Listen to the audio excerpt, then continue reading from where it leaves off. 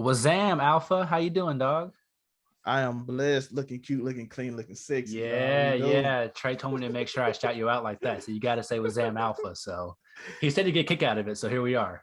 Yeah, Yeah. that's my thing. Can I now forget a Wazam? I gotta bring that back. Yeah, People love yeah. that. I haven't Wazam did that. Alpha.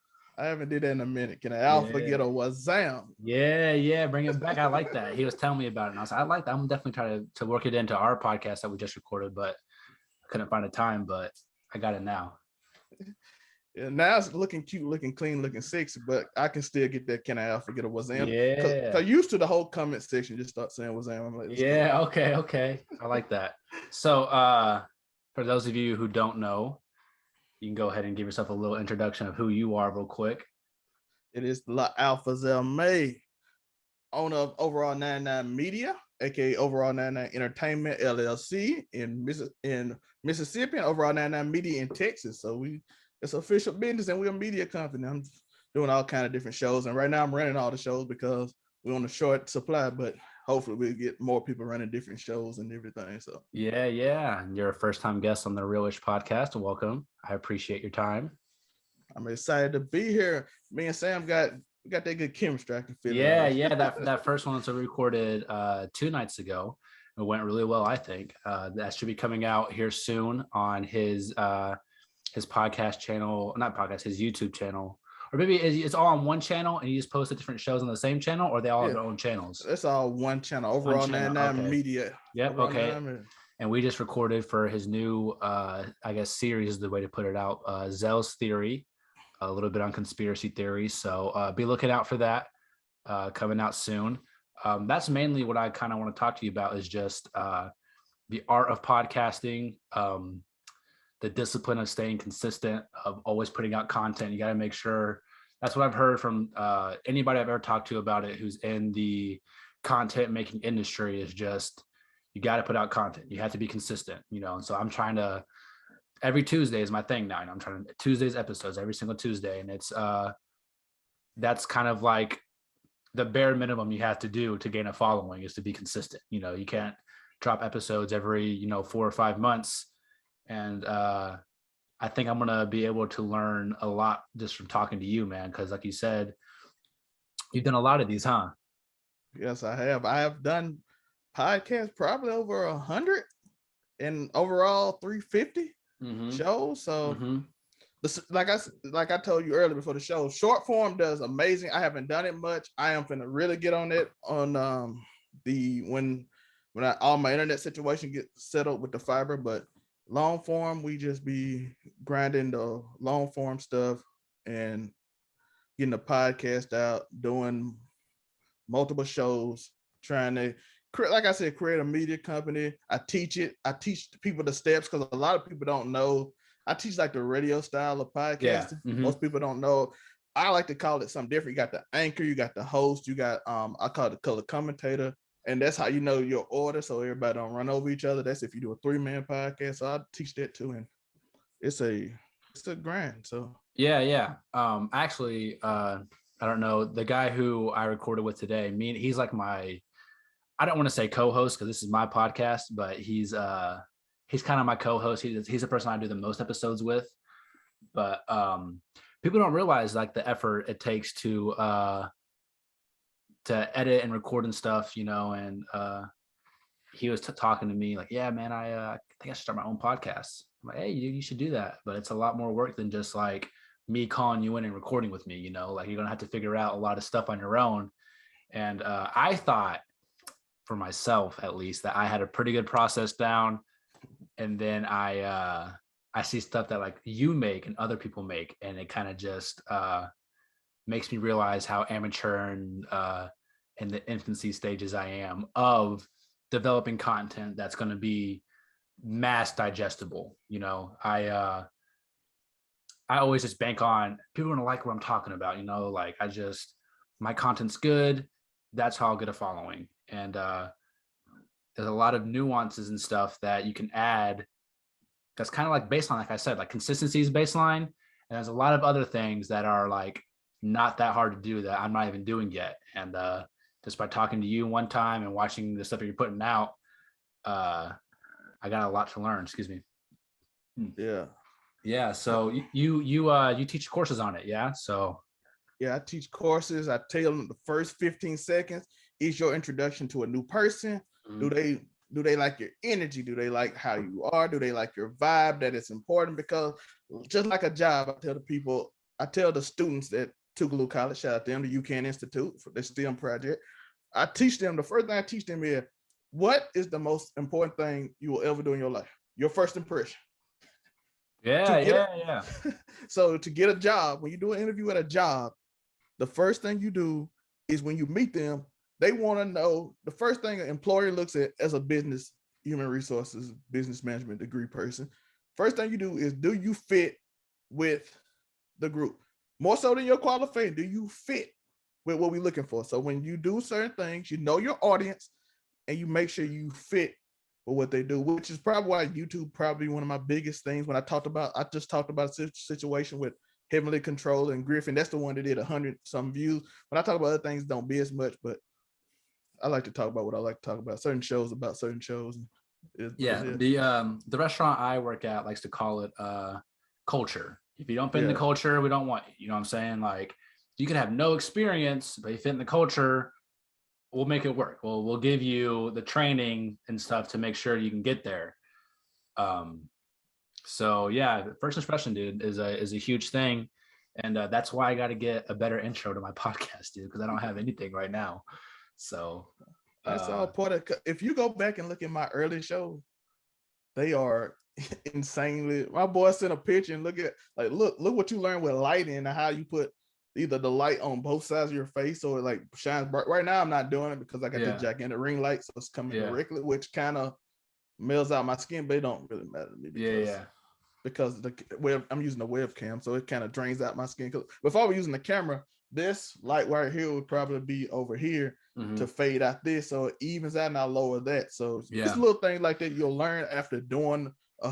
When you get to those 300, you're like, I know what he was talking about.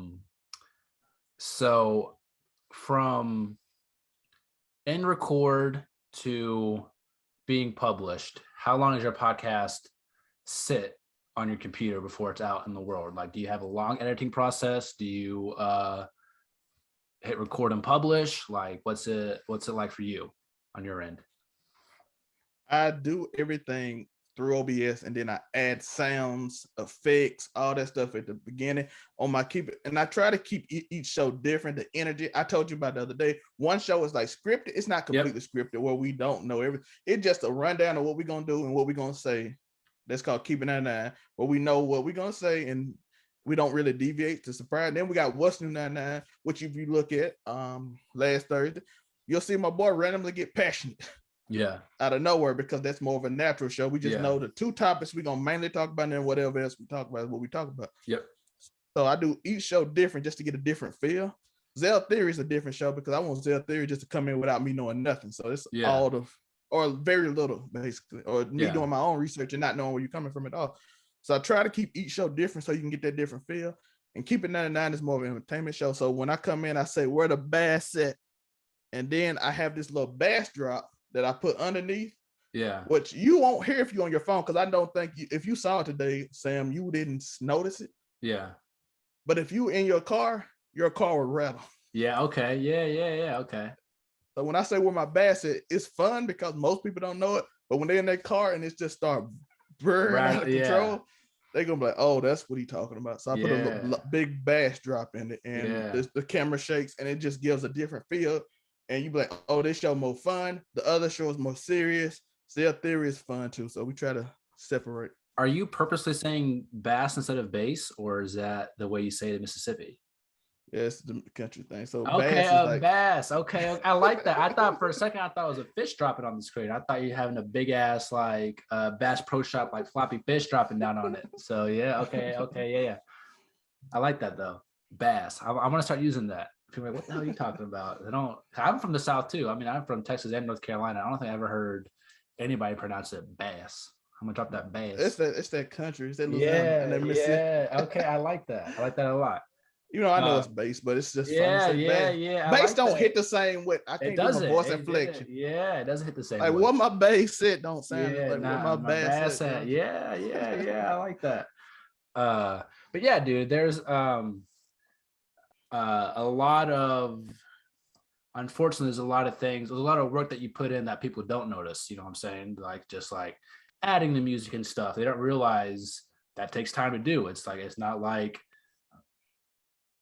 stuff was already made for you. You know what I'm saying? You had to figure out all this stuff and what you wanted the feel of your show to be. And like you said, all your shows have a different feel to it, different recording style. It's a different talent, almost all in the same, dude. I can't do scripted shows. I sound too robotic, don't work for me. And like, even whenever I came on your show, you gave me a whole like rundown of how it goes, all that stuff. And that's perfect. That's like perfect for me. Let's just give you a little bit of a background so I can know when to not cut you off, like in the beginning or whatever. I don't give anybody any heads up. Like I when I gave you a little rundown, I took that from you. You know what I'm saying? I usually just say 3, 2, 1, we're recording, and then I just try to figure it out. I try to lead off with a softball, like conversation starter, usually about something they're interested in, and try to let it flow from there. But yeah, there's a lot of different talents and stuff that goes into podcasting, man. And that's why I think it's like the next booming entertainment industry is going to be a lot of people making a lot of money off a podcast here in the next 5-10 years. Joe Rogan is kind of he's not like setting the precedent, like in the NFL, somebody gets paid, the next person gets paid more. You know what I'm saying? Like that's kind of just like it always keeps going up. And he got a huge contract. He's making a ton of money doing it. His grandkids ain't gonna have to worry about money, how much money he's making off of Spotify. So it's just to me, it still feels like kind of an untapped industry. So 9 figures. Yeah, 100 mil for exclusive, man. So and honestly, that's not even like that much money for a professional athlete, but that's almost a tapped out entertainment industry. It's really hard to make it to be a professional athlete. You know what I'm saying? Yeah. 50, 60 years ago, hey, me and you might have been in the NFL or something. You know what I'm saying? We might have had the talent to make it, but that's kind of they got a lot of people who are very talented in that field now. So I feel like I started recording my first podcast 2 years ago. I felt like indie podcasts were starting to make kind of a run, and it just keeps getting bigger and bigger, obviously. But what do you think the podcast industry is in 5-10 years from now in terms of its impact on culture, I guess? Interesting story. I watched podcasting when they didn't really even have the name for it. Okay. When Joe Rogan was just the Joe Rogan show. Yeah, and having the experience. It was just a show at that point. Yeah, it was just a show. And then you had the Joe Budden show. Mm-hmm. That started happening about 2015. Yeah. And it was some kind of, they just sit in a room and they just talk. And it wasn't even structured. It was just doing it. So it was like experience. So my first podcast was actually 2017. Okay. I did it with my friend. I had trouble finding anybody to do with it because people didn't even know what a podcast was. Yeah, like what are we doing? We're just talking. Yeah, we're just talking. What's the point of that? So I found my cousin Travis. I drove all the way to Hattiesburg, where I went to college at, about an hour and 30 minutes down the road. We shot a first podcast. That one went out. But it took so long and difficult to do because I didn't understand how to like put it on the internet. Oh, I mean, even for me, dude, it took me hours and hours and hours of research to find a hosting site that wasn't going to absolutely take my balls and all my money, dude, because they are expensive, man. Some of them are expensive. Yeah. And now I'm like, I was using Podbean at the time. Okay, I heard of that. That's the original Spotify. How to put it on Spotify, and it gave you trouble trying to put on Apple or anything else. Like so, and then SoundCloud was starting to charge after so many things. So I'm like, it's a struggle. But then life happened. 2018, I recorded 2 more. Still using Podbean. Yep. Those never seen the light of day. Yeah. I have a few that are never going to see it. So they were amazing, by the way. but Yeah. they never see the light of day. You still And have then them? You still have the file of them? Like they still exist, or do you I delete just, them? I You just, deleted them? I got them off the face of the earth, out of love, by the way, out of Yeah, love. yeah. Protection. But We're protecting, the yeah, image of something. So yes. And then 2020, 2019, my dad died. 2020, I don't remember nothing till December 31st, 2019. okay. Crazy situation. And what happened that day was I had a wreck.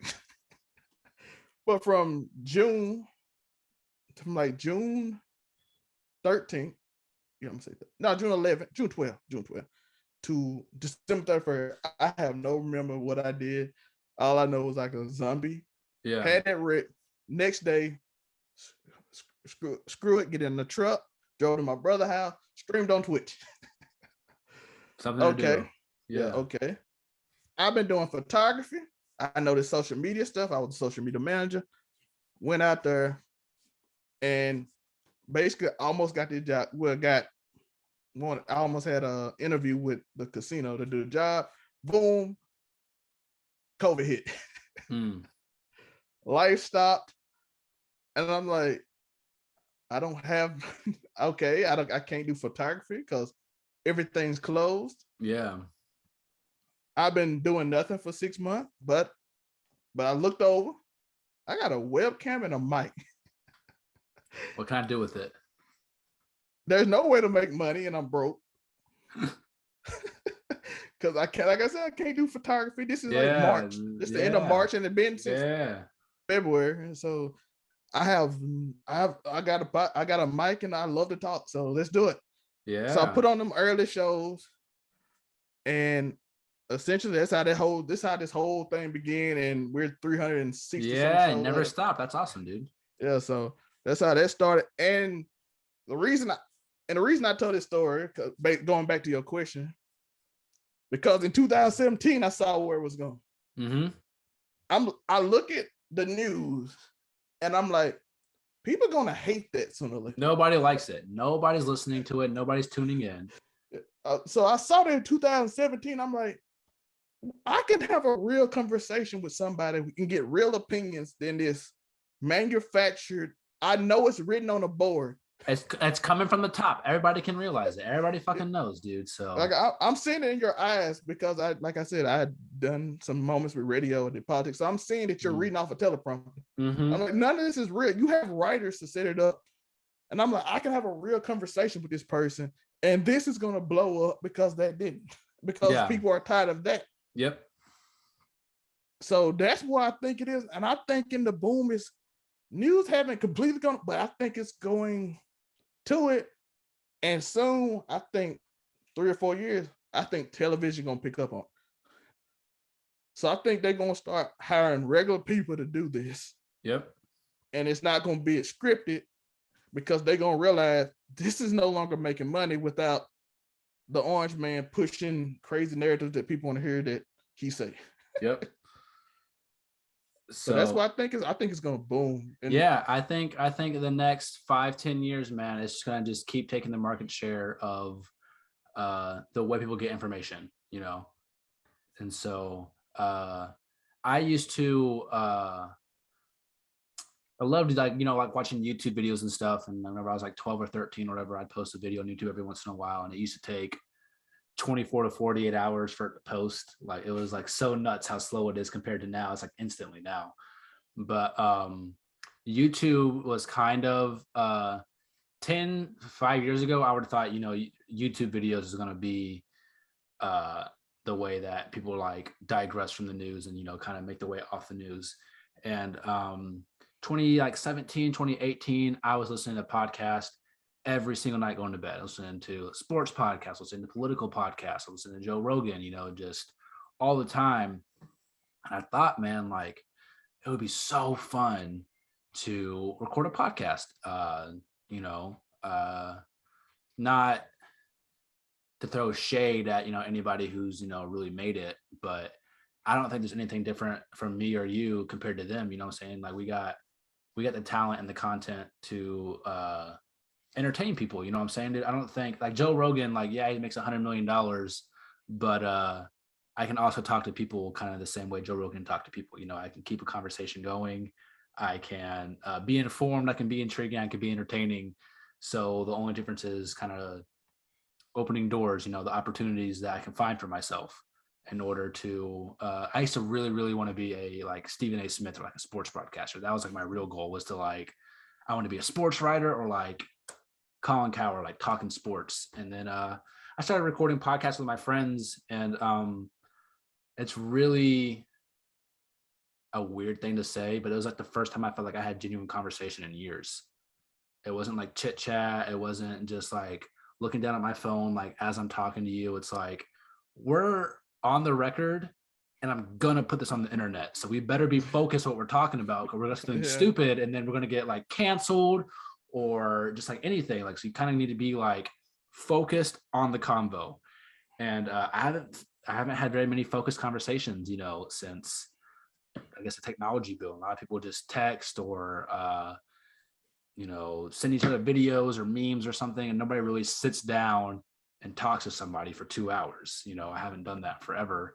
And so that's why I really, really enjoyed podcasting. I'm kind of a history nut, so I like going back and listening to my old stuff too. Just it's like I document my life, you know what I'm saying, dude? I forget stuff that I said. I can go back and listen to it and be like, dang, dude, that's the kind of the place you were in 2018, 2019, you know, like whenever I first started recording. And I have a lot of podcasts that I call them my mock podcasts that are not going to see the light of day. And I was watching your Sha'Carri Richardson one, dude, and people don't realize this. I recorded my first sports podcast, and I'm telling you, I had notes on notes on notes on notes. It was very structured. I was like, man, this is going to be great. It's going to be like a 45-minute episode. And I get through all of my notes. I'm done.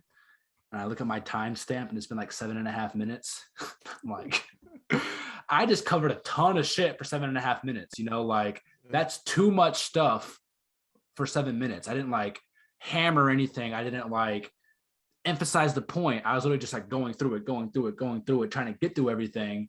And I realized, man, talking to yourself, to nobody, it's hard to fill up. You know, people like whenever you do a speech for college or something, you're like, oh, it's a 2-minute speech. You're like, that clock goes kind of slow when you're up there. Like, you think you're talking for forever, and you're like 45 more seconds. Like, dang, dude, how am I supposed to talk for 45 more seconds? You know, so that's when that voice inflection you had to come in. Like I said, I was a little bit of a public speaker, so that's why you hit them dramatic pauses. Like you have a line that you say, and then you pause, and you just count in your head. 3, 2, 1. Let the audience do it. And this how you know if your speech going well. If you go and look at everybody's eyes, if they're looking like this, your speech not hitting. Yeah. But if they looking like this, you got them. Yeah. So then that's when you know you got them. You just started. You just knowing you going the right way. Okay. But when they looking like this, like okay, I got to bring them back. Yeah. So these next line I got to hit harder, right? Yeah. And that's how. I did one on 10 Black women in Venice, a show. And those are the hardest to do, by the way. Those are way harder than podcasts because you see it was 15 minutes and you see how long it took you to get done. I read everything I read off a sheet, and you be so tired. But when you structure those, you have to structure them like you're doing a conversation. Yep. So you have to structure like you're informing people. So you have to take your time, get through it, blah, blah, blah. You have to edit some parts out because you're going to get tired. It's a weird way to speak. Your mind loses focus, man, quick. Not like you just like lose your train of thought, and then it's not good for a video for you to kind of be like, man, what was I talking about? Like, you know, so it's a very it's harder than people fucking think, dude. I'll tell you that much. And that's why you see a lot of cuts when you see YouTube videos like that. When you see people do that, you see cuts like they was in a different position, but then they transition to another position. That's because they get to take that break in between. And that's something you have to learn too, because when you first start, you're like, I just got to go through all this. And you don't realize, like, after that first paragraph, you will be tired. You will be tired. So that's why I say you always gotta learn how your voice inflects and all this. And all this stuff I always teach. I don't always do because, like I said, I want each show to be different. Yeah. Because, like I said, Keep It 99 feels more like a show that you see on TV, more like a First Takers, Undisputed. Yeah. Whereas you see What's New 99 sound more like a regular podcast where you and your boy just speaking on something. And I like to go, I don't hide from nothing. Yeah. I really don't, because I don't think it's authentic if I had. No, dude. I don't know what I'm trying to say. You can keep going while I try to collect my thoughts because I don't want to say something wrong. And I don't want to like plug my show too much, but yeah, keep plugging it, dude. The episode was, how do you handle when your boy or your friend has an allegation? So it was like a hard thing because I haven't seen anyone talk about it. Like no one like, everybody get quiet. Yeah, my voice started shrinking a little bit. I don't want to talk about that. Yeah, like it's like, what happens if your friend has an allegation? What do you do? Because people on the internet want you to, if they see you with this person and you know, they want a response like, oh, you didn't know what happened? Yeah. And you like, and if you don't know it, if you do, you gotta process it. Oh. And then, but they gonna want you to say something, even if people say that's only a big. No, in your neighborhood, if that happened, people gonna want you to say something. Yeah. Like, oh, that's your boy was doing that. Man. Oh, dude, you're making me thinking about like there has to be a few other conversations that have never been. They're just too intense to put on the internet, dude. I don't know. I don't know if I could do that one, dude. That's intense. So me and him discussed what we're gonna do. I told him, you can watch the show, but I said, hey, you gotta talk to your friend. I think if he's your friend, you owe him a conversation. Oh yeah. See, I 5, 6, 7 years ago, dude, I was just a timid yes man. I not let people like walk over me, but at my jobs I could tell like I would end up getting to the point where I would just like rage quit. I felt taken advantage of, especially in the restaurant industry. I don't know if you worked in it or not, but the managers just take everything they can get. And then the one time you need a favor, it's like asking the world of them. It's like, come on, dude, I've stayed late for you like 20 times. But now I'm to the point where like if anything's on my mind, dude, it ain't worth the stress not saying it. Like I will, if you're bothering me, like I will let you know you're bothering me, because what's the point of holding my thoughts in? This is going to cause me anxiety, and I don't like living in my head. I like living in the world. I like expressing myself. And it took me a long time to figure that out, man. So yeah, dude, you would have to just you owe it to your friend to address them. You can't just live in this awkward like elephant in the room type of situation. So I don't want to give my whole thing, but I said associate, I can let go of associate. Like, yo, you bad for me. Yeah. Image wise, and we not really that cool, so you can go. But if it's a friend, I owe you that conversation, and then we're gonna have what I talked about in that podcast. Yeah. But like, okay. I don't check out the episode, everybody. So yeah, that's a good one. Yeah, I don't run, and it was about 2 YouTubers that had an allegation. His friend took up for him, and I'm like, is that the proper way to handle something? And it was a whole bunch. It was a whole situation. But yeah, I made a show called Purpose. Shout out to one of my co-hosts, Bree. She got a promotion, so she haven't been on in about 6 months. But I see a thing. Okay, they say Black women need to be protected. I asked her straight up, tell me, what does it mean to be protected? Like, because like no one ever, instead all Twitter is people attacking each other. I said, let's have this conversation. Let's go. Let's do it. Yeah. Man, that's the great thing about I guess being indie too. You know what I'm saying? Like we're our own bosses. Like, I mean, I don't make any money off of this. I don't get anybody to tell me what to talk about either, so let's cut this part out, maybe. Choking on a damn weed pen. Oh, golly. All right, I'm back. You back. Yeah. Let me ask you, I guess, another question about podcasting. It took a lot of patience for me to set my my YouTube video, I guess, as a premiere. As soon as I get done editing, I want to post, you know what I'm saying? But as I've gotten, I guess, into the Instagram and Twitter part of like trying to grow a page or something, there's prime posting hours. There's times where I post something at like 10 o'clock in the morning, like a story, and won't get no views. I got like not a ton of followers, but I can tell like, okay, this story only got 28 views, but this one got 77 views. You know, why you post something at 8:45 in the morning when people are at work? Nobody's on Instagram at that time. You know what I'm saying? You're not hitting the algorithms correctly. So what's the I guess the balance of being excited and just like trying to build excitement for other people? Because I'm so excited. Like as soon as we're done recording this, dude, I'm gonna want to post it so bad. But I know, hey, dude, especially me having kids, it'll be better for me if I can get a few weeks ahead. You know, like posting every Tuesday, but I have like 5 or 6 in the bank, so in case I can't record one day, I can still post. So how do you feel about, I guess, in terms of making a schedule rather than just posting it immediately? With the show me and you did, I get the leeway to do that. Yeah. We keep it 99 after post because it's a hot topic situation. That's another thing. The news just keeps going. And if you wait a week, it's not news anymore. So why, you know what I'm saying? So I guess and we're small enough I'm still small. I'm monetized on YouTube, but I'm still small. Man. I'm still like, we're still small. Yeah. And I'm finna probably in the middle of September, we're gonna pick it up a lot because I'm setting up to move so when I want that to be ready and the YouTube be ready, like last June, I was doing 3 YouTube videos a day. They were getting 1,000 some views. They were the smaller ones. It wasn't a podcast. Yeah.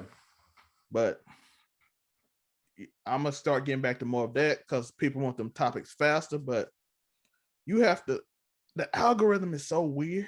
Yeah. And a video you did months ago will start taking off. Hey, that's good though, you know. Yeah. But that's if it's random. But if it's like I said with Keep It 99, those topics are so hot button based that sometimes I hit and sometimes I don't, posting it when I do. Yeah. And that's more frustrating because especially when you fucking nail it too, man. Whenever you nail it, you know what I'm saying, dude? And you're just like, it's honestly a damn travesty that this one isn't popping off because I absolutely killed this shit, you know? And that's the biggest thing everybody got to learn about podcast. Yeah. I can name 40 major people right now. KSI, No Life Chat, Logan Paul, multiple. They said they was at least at 500 videos before they took off. So that makes me say 350, 88, and I still got 150 more to go. Yeah. And Shaq said that's the reactor. People don't know No Life Chat, but he's a reactor. He said it took him 1,000. So I'm 650 away. Yeah. So when I figured it out, boom, okay, we on it. And I still figured out a little bit but like I said, the smaller videos in that format, and then we're going to grow the podcast because podcasting is ridiculously hard to grow. Yeah. To get somebody to listen to you for an hour or two, it's hard. Ridiculous. It's ridiculously hard. Easy. So. They'll watch an 5-minute video. They have it as, but to get somebody to put his background noise when they can go to their go-to, yeah, you have the patience it takes to do this. Because if you want to content create, it's gonna take patience because you're not blowing up that first year. Bro, you're really bursting my fucking bubble right now, man. Hey, who knows though? But you associate with but people. For real, but for real though, dude. Like you network you network with people and it start growing. I wasn't a network at all. I'm like, yo, everybody be missing me over. So I'm just but you'll start learning stuff. You do stuff with other people. All of a sudden, their audience like you, and then your audience like them, and then all of a sudden they keep growing and no telling where it could go. Yeah. So I done did a lot of podcasts with a lot of people. So I was on a successful boxing podcast with my boy Miller DC. And that's that's another friend of our friend. Almost mutual. Yeah. So we did that boxing show and that was very successful. And that happened quick, but that's a niche audience. Yeah. He's niche. Yeah. He picks up the boxing. He does it live. We were doing it live. So he'll get 20,000 people in this stream. because boxing's on that day and not really many people covering it. Yeah. So all the boxing fans like, yo, I need to go somewhere and find it. I'm like, that's great. My boy killing it. But that network could also get you other people that lead you to other people. So I met, I met Trey through Miller. And then I met you through Trey. So that's how we here now. Yeah. So it's really cool how the internet works, 50, 60, 70 years ago. You move away from town and you never see your best friend or talk to him ever again. Like, what's your address gonna be? I don't know yet. We don't have a house, so sending postcards. Yeah, literally. So yeah, it's awesome that we get to connect through especially a mutual interest like podcasting. Because I still feel like it's a pretty small thing, I guess, to find somebody who wants to be on a podcast with you. I have a lot of friends, who hit me up, what I'm saying? Like, but a lot of my other friends like play video games or something, or they do other things with their free time. And I mean, that's awesome. I'm saying? Especially like streaming your shit now and stuff, dude. It's like podcasting and, video game playing. I got a lot of friends who they just stream because they think it's fun. They think it's funner to play the game while streaming, which is cool. You know what I'm saying? They don't really try to narrate or to even get people with them. But I've reconnected with some people and stuff, like when I asked them to be in my podcast, and it's just I'm kind of just going on a rant, dude. But I feel like fortunate to be like an indie podcaster, meeting somebody like you who I really enjoy talking to. You know what I'm saying, dude? And I hope you make it big. I hope I make it big.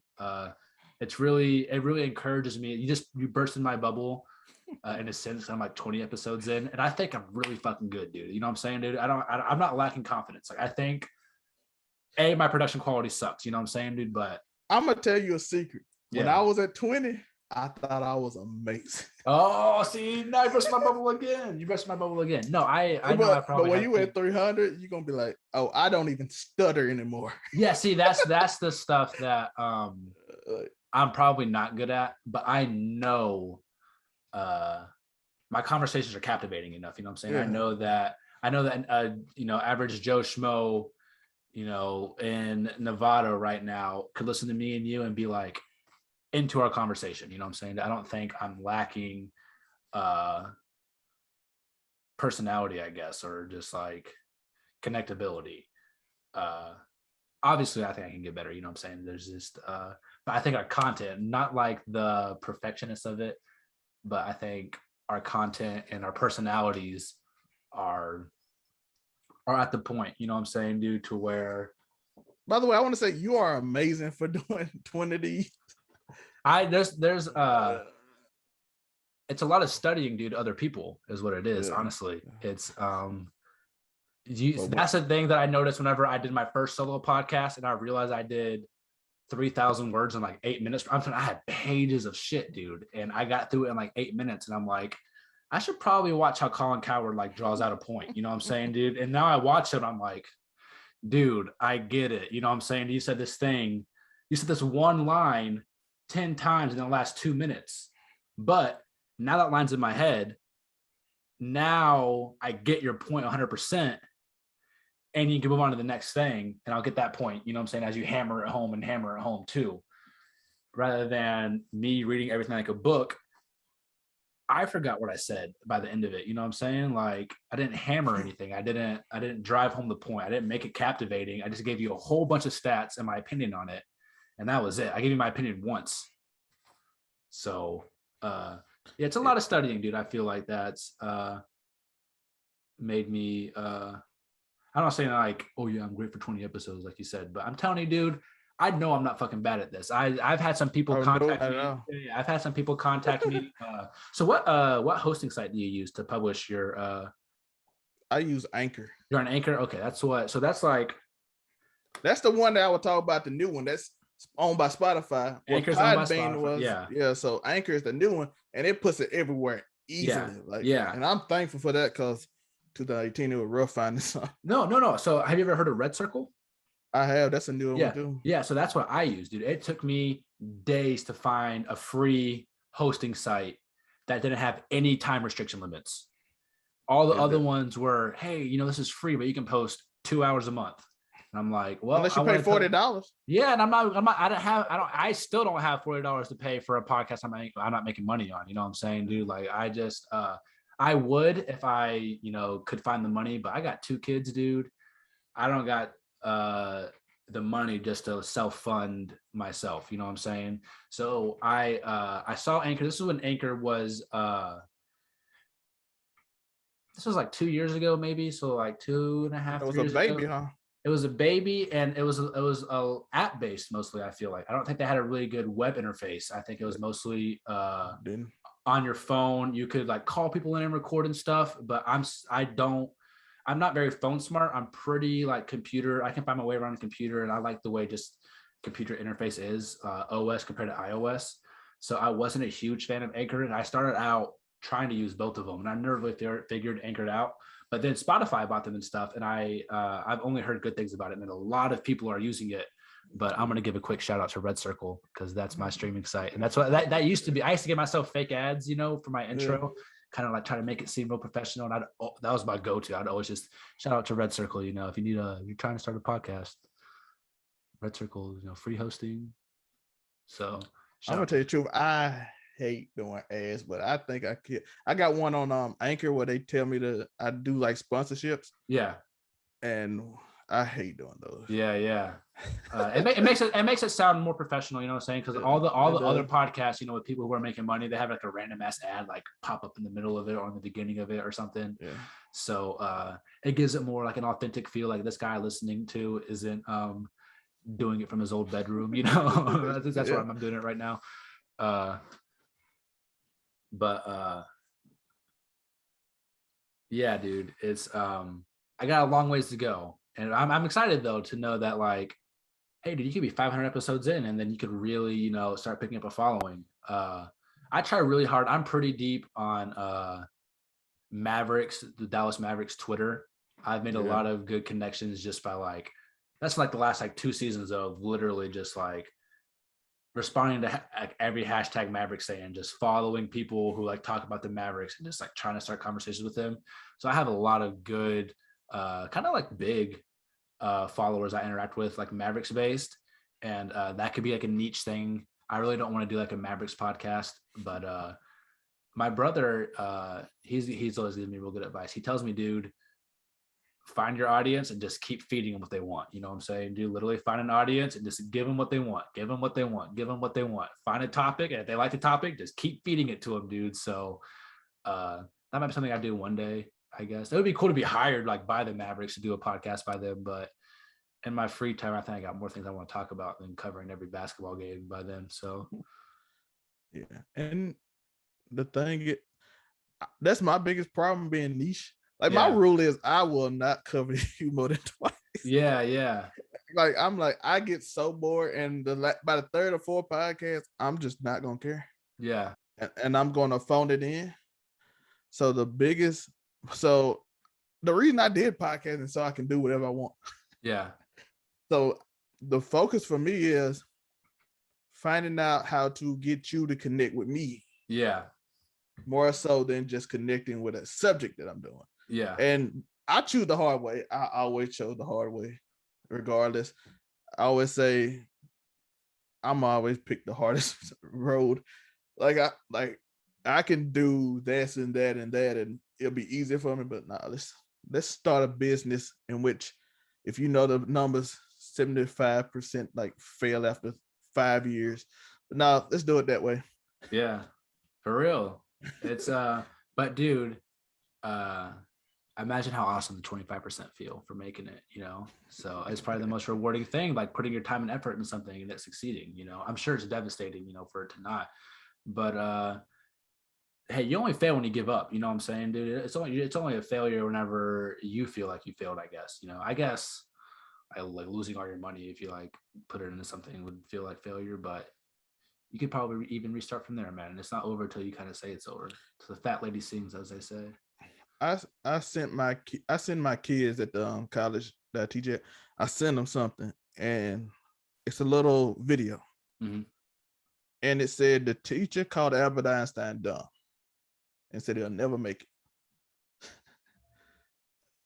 So, like, if you don't, half of the greats lived in their car. Tyler Perry lived in his car. Oprah. Tiffany Haddish lived in his car. Oprah, they said she was too fat to ever make it in Hollywood. I mean, to make it on the news, and she became. She has her own network now, dude. She's like a billionaire. She owns the TV said she was too fat. Now she owns a television station. Yeah, that tell you the difference. And the one, and they could all quit. Yeah, like, yeah, dude. So Albert Einstein, the teacher called me dumb. Oh, I must be. They said so. I am. So I never tried nothing. Tiffany Haddish like, yo, I need to get a real job because this comedy ain't working. Because I'm living in my car. Guess what? We don't get Tiffany Haddish. We don't get Tyler Perry. Some people might like that, but they don't be successful. You don't get Oprah if she like, oh, I'm too fat. I just give up. Yeah. Let me just do something in Mississippi. Yeah. I had to get my shout out to my hometown. Yeah. Yeah, dude. So I guess anybody listening to this, just keep chugging along if you're doing what you're doing. It'll work out if you keep doing it. I'm telling you, I'm such a believer in perseverance. Because like I said, you have the faith of a mustard seed. Yeah, that's all you need. But for the biblical people, that's all you need, dude. Yeah, he'll move mountains. You can move mountains, and we can move mountains. Well, man, it's been a real pleasure. I think, at least, yeah. I had a real good time enjoying recording with you. I don't know if you heard my timer go off like a few minutes ago, so hopefully I can like mute that out or something. But you want to go ahead and give your final thoughts and shout out your shows? And all right, so we've been talking with me and Sam. I always have amazing conversations with them. And my show, Overall 99 Media on YouTube, 99 Media on Anchor, Spotify, Apple Music, Google Podcast, wherever podcasts are made. Hit that like and subscribe on this page. Hit that follow button on this page. Thank you. I always got to do that. And follow us too. We talk about, like I said, I do. You might not like every show, but I got 3 different. Keep It 99 Entertainment, What's New 99. We talk about topics. Zell's Theory. We got conspiracy theories. We got Do You Hear Me? He gossip, my boy gossip on it, so he got his own show. So we got all kind of different shows. We're gonna keep trying to make new shows, add different people. Kid Credit Player, he got his music on the channel. Like I said, it's a whole media channel. Yeah. We got rappers, artists that on our page. We do everything. So it's a media station. So we do that. And remember to keep on stomping. Why? Today of all days, maybe it's your 20th video, maybe it's your 360th, maybe it's your 1000th. Something amazing can happen. Yes, sir. You're gonna have to teach me how to make all these things pop up on my screen, so I'll make it a little bit easier for everybody. But the links will definitely be in the description of the podcast and on the YouTube video and stuff. So make sure you follow, like, and subscribe to not only my channels but to his. And we hope to see you next time. Yes, sir.